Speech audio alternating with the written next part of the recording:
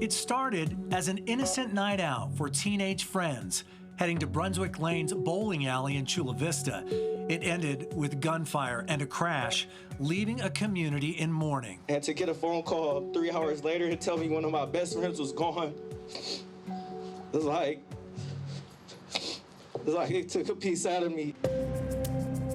On March 16th, 2008, 15-year-old Donnell Davis and 16-year-old Brandon Johnson rode with a couple of friends to the bowling alley. When they got to Brunswick Lanes, they found out the group they were there to meet was gone. The manager reportedly told them that their friends got into a fight with another group of teens, and all of them were kicked out.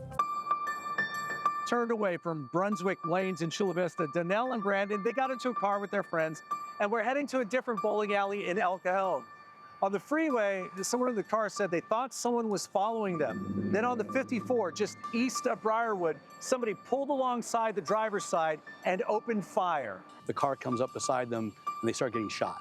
The driver's hit, Donnell and Brandon are hit, and then the driver loses control of the car and rolls, and a couple kids are ejected. But even with that, the medical examiner said they would have survived the crash, that it was the gunshot wounds that killed them. Sergeant Tim Chandler heads up the San Diego County Sheriff's Cold Case Unit. He says Davis and Johnson had no reason to think they were in any kind of danger that night, and they may have simply been in the wrong place at the wrong time.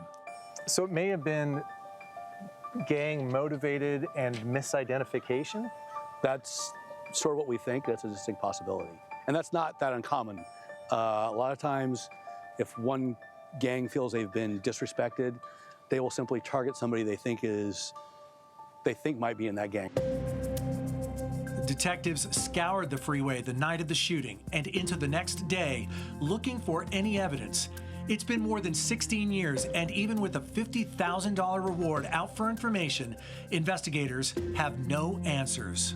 How frustrating is it to see, two young boys just taken for no reason? Oh, that's very frustrating, because it's, sometimes you can say, well, if this person wasn't doing, involved in this or involved in that. Well, these are two young kids, 4 really, that were doing whatever any normal teenager would do, and going out, trying to meet some friends. And for the parents, it's heartbreaking because there's no explanation. There's no, there's no why did this happen. And right now there's no satisfaction because we haven't arrested anybody. It never goes away. Carlo Cicchetto for CBS 8 News. And that heartbreak, so real. CBS 8 spoke to family members for this story. Their pain and frustration still so raw. They declined to be interviewed for this story.